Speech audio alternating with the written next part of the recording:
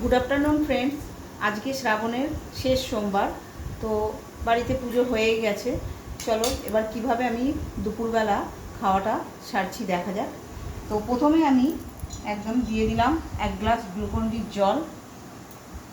আর কালকে যেহেতু ঘোষ সুইটস, ফুলবাগান ঘোষ সুইটস থেকে দেখো খুব সুন্দর সুন্দর মিষ্টি আনা হয়েছে।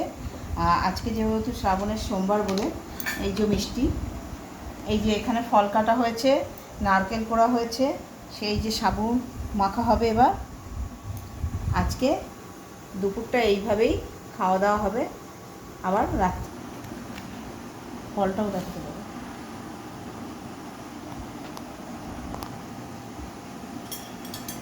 এই যে আমার সাবু মাখা রেডি হয়ে গেছে। এই তুলছি